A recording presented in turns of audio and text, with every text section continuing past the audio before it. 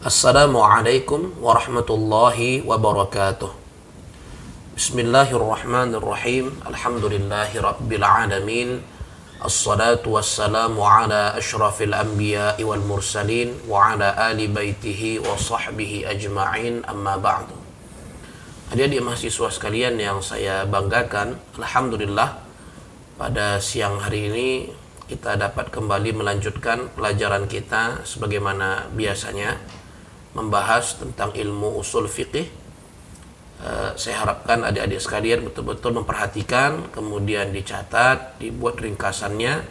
Mudah-mudahan apa yang saya ajarkan pada kali ini bermanfaat dan dapat dipergunakan sebagaimana mestinya. Baik, tema kajian atau pelajaran kita pada hari ini adalah tentang ahkam dan klasifikasinya. Nah, ahkam ini dan klasifikasinya ini saya bagi dalam dua bagian karena pembahasannya juga lumayan panjang ya.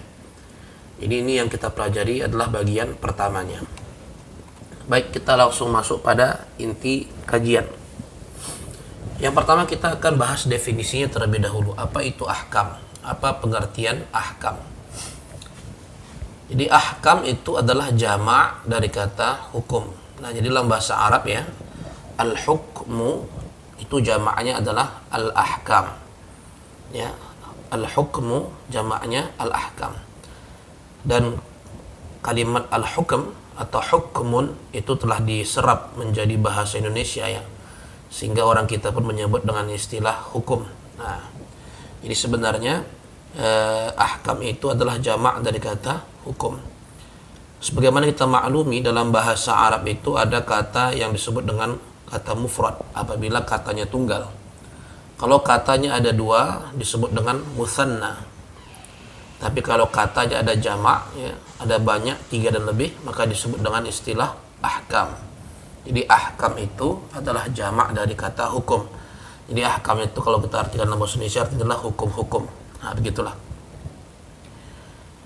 Secara bahasa, arti hukum ya, atau al-hukmu adalah itsbatu amrin li amrin au nafyuhu. Jadi secara bahasa, arti hukum itu adalah menetapkan atau meniadakan sesuatu terhadap sesuatu. Nah, jadi ada dua sesuatu. Sesuatu yang pertama itu kalau ditetapkan kepada sesuatu yang kedua, itu disebut dengan menghukumi sesuatu yang kedua dengan sesuatu yang pertama. Atau ketika sesuatu yang pertama itu ditiadakan dari sesuatu yang kedua, maka disebut ya itu menetapkan atau menghukumi sesuatu yang kedua tiada pada sesuatu yang pertama. Contohnya begini. Ini pengertian hukum secara bahasa dulu ya. Sesuatu yang pertama kita sebut dengan misalnya warna merah. Itu kan sesuatu ya, warna merah itu. Kemudian baju itu kan sesuatu juga. Nah, kalau saya tetapkan warna merah ke dalam baju, maka kalimatnya akan berbentuk baju itu berwarna merah. Nah, jadi secara bahasa sebenarnya saya sedang menghukumi baju itu dengan menetapkan warna merah terhadap baju tersebut. Atau saya tiadakan warna merahnya. Misalnya saya sebut baju itu bukan berwarna merah. Nah, ketika saya menetapkan bahwa baju itu bukan berwarna merah, maka saya sedang menghukumi baju tersebut. Karena saya menetapkan bahwa merah itu tidak ada pada baju. Nah, jadi secara bahasa sebenarnya hukum itu adalah menetapkan sesuatu terhadap sesuatu atau meniadakan sesuatu terhadap sesuatu. Sebenarnya pengertian bahasa ini pun dipakai dalam pengertian istilah. Karena nanti kita akan lihat ya. Misalnya kita menyebut sholat itu wajib. Berarti saya sedang menghukumi bahwa sholat itu dengan wajib. Artinya saya menetapkan bahwa sifat ataupun hukum dari sholat itu adalah wajib. Atau saya katakan misalnya sholat qabliyah itu tidak wajib. Nah, jadi saya tiadakan sifat wajib pada sholat qabliyah. Nah, jadi itu namanya menghukumi. atau hukum. Baik, adapun pengertian hukum atau al-hukm yang digunakan dalam ilmu usul fikih adalah, dalam ilmu usul fikih yang dimaksud dengan hukum itu adalah khitabullah al-muta'alliqu bi af'alil mukallafi bil iqtidai awit takhiri awil wadai. Maknanya hukum itu adalah titah Allah subhanahu wa ta'ala yang terkait dengan perbuatan-perbuatan seorang mukallaf, sama ada bersifat tuntutan atau disebut dengan istilah iqtida, atau bersifat pembebasan memilih atau yang disebut dengan istilah takhir, atau titah tersebut terkait dengan penetapan, itu yang disebut dengan istilah wada'. Jadi pada dasarnya hukum itulah titah Allah. Ini titah itu kan bisa berbentuk perintah, bisa berbentuk larangan, bisa berbentuk petunjuk ya. Pokoknya segala titah Allah yang datang dari Allah subhanahu wa ta'ala terkait dengan perbuatan-perbuatan seorang mukallaf. Ingat ya, terkait perbuatan. Ini sudah kita bahas pada pertemuan yang lalu. Karena pada dasarnya fikih ya, fikih itu kan membahas tentang hukum dari perbuatan yang bersumber dari manusia. Nah, tapi kalau dia di luar dari perbuatan, itu berarti bukan fikih. Karena fikih itu fokusnya pada perbuatan atau pada amal manusia. Nah, jadi karena ini bahas usul fiqh, usul daripada ilmu fikih, maka ya, istilah-istilah yang kita gunakan pun pasti terkait dengan ilmu fikih. Maka kalau disebut apa itu hukum, hukum itu adalah khitabullah, titah Allah, al-muta'alliq bi af'alil mukallaf, yang terkait dengan perbuatan-perbuatan mukallaf.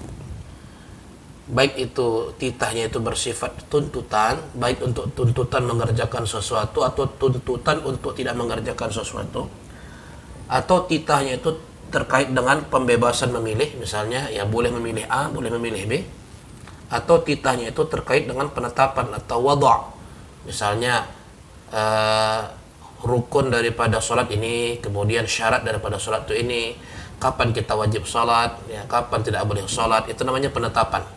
Nah, titah-titah Allah terkait penetapan sebab, larangan dan sebagainya disebut dengan wada'. Baik, terlanjut. Nah, di sini ada pendalaman tentang definisi. Jadi saya buat penjelasan definisi lebih dalam lagi supaya tadi mengerti apa itu yang dimaksud dengan khitabullah al-muta'alliq bi af'alil mukallaf, titah Allah yang terkait dengan perbuatan seorang mukallaf. Kemudian apa itu dimaksud dengan iqtida, apa yang dimaksud dengan takhir, dan apa yang dimaksud dengan apa itu namanya wada'. Baik. Yang pertama mengenai titah atau khitab ya. Titah Allah Subhanahu wa taala itu mencakup titahnya langsung atau disebut dengan istilah mubasyir lewat Quran, atau tidak langsung biwasitah seperti sunnah, ijma', qiyas, dan sumber-sumber dalil lainnya. Baik, titah Allah ataupun perintah, larangan Allah Subhanahu wa taala, kemudian penetapan-penetapan yang datang dari Allah Subhanahu wa taala, itu ada yang sifatnya langsung Allah Subhanahu wa taala yang menetapkannya. Kalau dalam bahasa Arab disebut dengan istilah mubasyir. Ya. Misalnya Allah berfirman lewat Al-Quran, itu kan langsung ya, Allah Subhanahu wa ta'ala yang menyatakannya. Atau titah Allah itu juga bisa bersifat tidak langsung. Tidak langsung Allah Subhanahu wa ta'ala yang menetapkan di dalam Al-Quran ya, tapi dia lewat perantara. Dalam bahasa Arab disebut dengan istilah biwasitah, dengan perantara. Tapi itu titah Allah, tapi itu merupakan perintah dan larangan Allah, tapi tidak langsung dari Allah Subhanahu wa ta'ala, dia pakai perantara. Misalnya apa? Seperti sunnah Nabi Sallallahu Alaihi Wasallam. Jadi apa yang disampaikan oleh Nabi Sallallahu Alaihi Wasallam, walaupun bukan langsung diucapkan oleh Allah, bukan langsung disebut Allah dalam Al-Quran, tapi kan tetap bahwa apa yang disampaikan, yang diajarkan oleh Nabi Muhammad Sallallahu Alaihi Wasallam itu kan jelas adalah merupakan perintah atau larangan dari Allah Subhanahu wa ta'ala. Tidak mungkin Nabi SAW mengajarkan kita sesuatu yang bersumber bukan dari Allah Subhanahu wa ta'ala, yang bertentangan dengan ajaran-ajaran Allah Subhanahu wa ta'ala. Tidak mungkin. Karena justru Rasul itu disebut Rasul karena dia merupakan utusan dari Allah Subhanahu wa ta'ala. Maka apa yang disampaikan oleh Nabi SAW jelas itu merupakan titah Allah juga. Allah Subhanahu wa taala berfirman, "Wa ma yantiqu 'anil hawa in huwa illa wahyun yuha." Tidaklah Nabi Muhammad sallallahu alaihi wasallam itu berbicara menurut hawa nafsunya, tetapi apa yang dibicarakannya itu merupakan wahyu yang diturunkan oleh Allah Subhanahu wa taala. Jadi sunnah Nabi sallallahu alaihi wasallam, perintah dari Rasulullah, larangan dari Rasulullah sallallahu alaihi wasallam pada hakikatnya pun merupakan titah dari Allah Subhanahu wa taala, tetapi biwasitah, lewat perantara Nabi sallallahu alaihi wasallam. Nah, jadi sunnah Nabi pun khitab namanya itu. Kemudian misalnya ijma'. Ijma' ini kalau dalam ilmu ushul fikih definisinya nanti kita akan pelajari lebih dalam ya pada pembahasan selanjutnya, tapi secara sederhana mungkin bisa saya sampaikan bahwa ijma' itu adalah ittifaqul mujtahidin fi 'asrin min al-'usur fi mas'alatin, kesepakatan seluruh mujtahid atau ulama yang berhak menetapkan hukum, itu namanya mujtahid. Ulama yang berhak menggali hukum langsung dari sumber-sumbernya itu disebut dengan istilah mujtahid. Jadi apabila para mujtahid telah sepakat, ya mujtahid dalam satu zaman telah sepakat untuk menetapkan hukum A terhadap suatu kasus permasalahan, maka apa yang ditetapkan oleh para mujtahid tersebut adalah merupakan titah Allah juga. Walaupun dia tidak langsung dari Allah Subhanahu wa taala, tapi lewat perantara para ulama, tetapi itu pun kalau disepakati oleh seluruh ulama pun disebut sebagai khitabullah atau titah Allah Subhanahu wa taala. Kenapa demikian? Karena Nabi sallallahu alaihi wasallam bersabda, "Ma ra'ahul muslimuna hasanan fahuwa 'indallahi hasanun." Apa yang dilihat oleh kaum muslimin atau oleh mayoritas atau kesepakatan kaum muslimin, ya itu merupakan perkara yang baik, maka perkara itu pun merupakan perkara yang baik dalam pandangan Allah Subhanahu wa taala. Jadi sesuatu yang telah disepakati oleh mayoritas atau seluruh kaum muslimin, seluruh ulamanya, maka yang disepakati itu pun merupakan sesuatu yang juga disepakati oleh Allah Subhanahu wa taala. Nah, jadi ijma' ini walaupun tidak langsung Allah yang menyebutkan dalam Al-Quran, tetapi Nabi sudah sebut apa yang disepakati oleh kaum muslimin, maka itu juga disepakati oleh Allah. Maka secara tidak langsung itu juga merupakan titah dari Allah Subhanahu wa ta'ala. Begitu juga dengan qiyas dan sumber-sumber dari lainnya yang nanti akan kita pelajari pada pertemuan-pertemuan selanjutnya. Cuman untuk adik-adik yang masih semester 2, kelihatannya ini dipelajari bukan di semester 2 ini, tapi nanti mungkin pada pelajaran usul fikih keuangan ketika di semester 4 atau semester 6 gitu, saya pun lupa. Tapi nanti akan dipelajari insyaallah pada semester-semester yang akan datang. Baik, jadi yang penting kita tahu dulu bahwa khitab itu merupakan titah dari Allah, baik itu titah yang langsung ataupun titah yang datang lewat perantara. Baik, nah tadi kan titah itu disebut ya pada definisi sebelumnya, titah itu ada yang bersifat iqtida, tuntutan, ada yang bersifat takhir atau pembebasan untuk memilih, dan ada yang bersifat penetapan atau yang disebut dengan istilah wada'. Nah, saya akan bahas satu persatu apa makna dari istilah-istilah tersebut dalam prakteknya di ilmu usul fikih. Baik, jadi yang pertama kita cek ya bahwa salah satu khitab atau titah Allah itu kan iqtida, tuntutan. Maksudnya apa sih tuntutan itu? Nah, iqtida atau tuntutan itu terbagi dua, yaitu satu, tuntutan untuk berbuat, talabul fi'li. Nah, kalau dalam bahasa usul fikih itu namanya ada namanya al-amr, perintah ya. Perintah itu definisinya talabul fi'li minal a'la ilal adna. Tuntutan untuk melakukan suatu perbuatan yang datang dari zat Allah yang maha tinggi, yang maha agung kepada manusia yang rendah. Maknanya kita adalah makhluk yang rendah, kan begitu. Nah, ketika ada suatu perintah, ada suatu suruhan dari Allah Subhanahu wa taala kepada manusia, itu disebut dengan amar. Berarti karena dia amar atau perintah, ini karena perintahnya itu menyuruh kita untuk mengerjakan sesuatu, maka ini disebut dengan iqtida'ul wujub, tuntutan wajib untuk melakukan sesuatu. Nah, tuntutan itu pun ada yang sifatnya ketat, seperti contohnya wajib dan fardu, kalau dikerjakan berpahala, ditinggalkan berdosa ya. Dan ada tuntutan yang sifatnya tidak terlalu ketat, yaitu tuntutan sunnah. Yang mana pekerjaan itu kalau kita kerjakan ya berpahala, tapi kalau ditinggalkan tidak sampai mendatangkan dosa. Nah, baik, yang kedua ada tuntutan yang sifatnya untuk meninggalkan sesuatu, dalam bahasa yang lebih formal disebut dengan talabut tark, ya tuntutan dari Allah Subhanahu wa taala kepada kita untuk tidak melakukan sesuatu perbuatan. Contohnya ada tuntutan yang bersifat haram dan ada tuntutan yang bersifat makruh. Kalau haram maknanya tuntutan itu tuntutan yang ketat. Kalau kita langgar maka kita berdosa.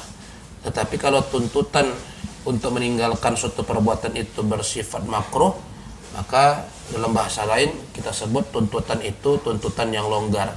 Artinya sebaiknya jangan dikerjakan, tapi toh kalau dikerjakan tidak sampai membuat pelakunya berdosa. Baik, itu contoh khitabullah atau titah Allah yang sifatnya iqtida atau tuntutan terhadap suatu perbuatan. Kemudian khitabullah atau titah Allah itu juga ada yang bersifat takhir. Takhir itu adalah pemberian izin untuk memilih berbuat atau tidak berbuat. Jadi Allah ngasih izin, mau buat silahkan, tidak dibuat juga silahkan. Ya, perbuatan yang diberi takhir disebut dengan mubah. Nah, nanti akan kita pelajari lebih dalam part atau bagian yang kedua. Jadi takhir itu adalah titah Allah, petunjuk dari Allah Subhanahu wa taala kepada makhluk. Ya, petunjuk di mana suatu perbuatan itu bebas dipilih, mau dikerjakan silahkan, nggak dikerjakan juga tidak apa-apa. Kemudian yang ketiga ada namanya khitabullah yang terkait dengan wada', di mana Allah menetapkan sesuatu. Dia bukan tuntutan wajib dikerjakan atau tuntutan untuk ditinggalkan. Dia juga bukan sesuatu yang bukan sifatnya takhir, bukan untuk dibebaskan memilih, tetapi wada' itu adalah titah Allah yang terkait dengan ya sebab kenapa ini terjadi. Nah, ini ada sebabnya. Misalnya apa sebab kita wajib sholat maghrib? Nah, sebabnya adalah karena waktu maghrib sudah masuk, tenggelamnya matahari. Nah, tenggelamnya matahari itu kan Allah menetapkan bahwa telah masuk waktu maghrib. Nabi yang menetapkan bahwa telah masuk waktu maghrib apabila matahari telah tenggelam. Nah, penetapan itu kan merupakan titah Allah Subhanahu wa taala baik langsung ataupun tidak langsung. Nah, penetapan yang sifatnya menetapkan sebab itu disebut dengan wada'. Nah, wada'. Begitu juga penetapan Allah yang terkait dengan syarat sesuatu perbuatan, mani' atau penghalang. Misalnya ya anak itu kan berhak dapat waris ya, tetapi kata Rasulullah sallallahu alaihi wasallam, la yarithul muslimul kafira wa lal kafirul muslima. Orang muslim tidak bisa mewarisi orang kafir, dan orang kafir pun tidak bisa mewarisi orang muslim. Jadi tidak bisa mewarisi orang muslim ya. Jadi kekafiran seseorang itu menjadi mani' atau penghalang sehingga dia tidak bisa mewarisi dari orang tuanya, atau orang tuanya tidak bisa mewarisi dari anaknya. Nah, penetapan itu disebut dengan khitabullah fil wada'. Titah Allah Subhanahu wa taala terkait dengan penetapan sesuatu, yaitu penetapan mani' alias penghalang. Kemudian ada juga wada' yang sifatnya sah, batal, kemudian azimah. Nanti kita akan pelajari azimah itu hukum asal, dan rukhsah keringanan dari sesuatu. Nanti rincian-rinciannya itu akan kita pelajari pada pembahasan ahkam dan klasifikasinya bagian 2. Jadi yang pertama, fokus kita pada bagian yang pertama ini adalah untuk mengenal bahwa dalam istilah usul fikih kalau disebut hukum ya, hukum itu artinya adalah khitabullah, titah dari Allah Subhanahu wa taala. Yang variasi itu macam-macam, ada yang sifatnya tuntutan atau ada yang sifatnya takhir, memberikan pilihan untuk berbuat atau tidak. Ada yang sifatnya petunjuk atas penetapan sesuatu seperti sebab, syarat, penghalang dan sebagainya. Nah, ini yang membedakan antara hukum Islam dengan hukum yang non syariat. Ya, apa bedanya? Kalau hukum Islam atau syariat itu adalah khitabullah, dia merupakan titah Allah Subhanahu wa taala. Sedangkan hukum yang dalam tanda kutip ya konvensional, yang non syariat, itu adalah ketetapan manusia atas suatu perbuatan. Dalam bahasa praktikalnya, undang-undang, peraturan-peraturan yang dibuat oleh lembaga yang berwenang seperti lembaga legislatif gitu ya, atau lembaga lain-lain lah, seperti di perusahaan ada lembaga khusus mungkin untuk menetapkan hukum-hukum ataupun aturan-aturan. Itu kan buatan manusia semua ya, buatan manusia. Nah, itu yang membedakan antara hukum Islam dengan yang hukum di luar dari hukum Islam. Jadi kalau hukum Islam itu sekali lagi saya terangkan, hukum Islam itu adalah khitabullah. Ya, dia datang berdasarkan titah dari Allah Subhanahu wa taala. Baik, saya rasa ini dulu cukup untuk pengenalan ya di bagian definisi ahkam ini. Insyaallah selanjutnya kita akan lebih mendalami tentang pembagian ahkam ataupun klasifikasi ahkam, dan kita akan lihat nanti contoh-contohnya seperti apa dalam prakteknya. Baik, terima kasih. Ini dulu yang dapat saya sampaikan. Mudah-mudahan bisa difahami, dicatat ya, kemudian dikerjakan tugas resumenya supaya lebih mantap lagi pemahamannya terhadap apa yang saya sampaikan pada pertemuan kali ini. Terima kasih banyak. Nasrun minallah wa fathun qarib wa basyiril mu'minin. Assalamualaikum warahmatullahi wabarakatuh.